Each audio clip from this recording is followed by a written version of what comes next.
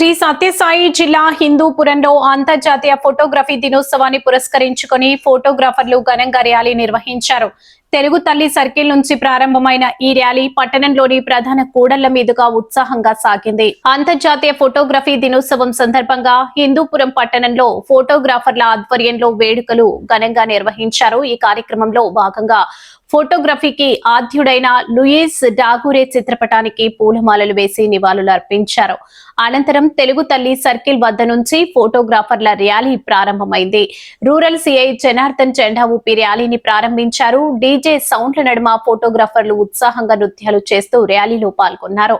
పట్టణంలోని ప్రధాన కూడళ్ల మీదుగా ర్యాలీ ఉత్సవ వాతావరణంలో కొనసాగింది. ఈ సందర్భంగా రూరల్ సిఐ జనార్దన్ మాట్లాడుతూ ఆధునిక సాంకేతిక పరిజ్ఞానం అందుబాటులోకి రావడంతో అధునాతన కెమెరాలు ప్రతి ఒక్కరికి ఉపయోగకరంగా మారాయని తెలిపారు. నేటి సమాజంలో ఫోటోగ్రఫీకి ఎంతో ప్రాధాన్యత ఉందని, మన జీవితంలోని ప్రతి ముఖ్య ఘట్టాన్ని భద్రపరిచే సాధనంగా ఫోటో ఒక భాగమైందన్నారు.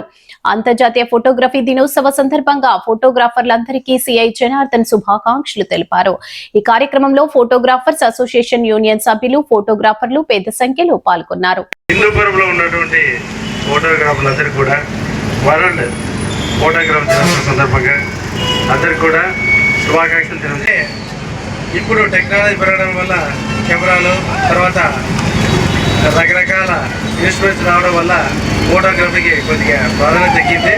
అయినా ఫోటోగ్రఫీ లేనిదే, అది ఏ ఇన్స్ట్రుమెంట్ అయినా కూడా ఫోటోగ్రఫీ లేనిదే మన నిత్య జీవితం ముందు గడవడం లేదు. ఎందుకంటే ప్రతి చోట ఫోటో అనేది చాలా ఇంపార్టెంట్ వస్తుంది.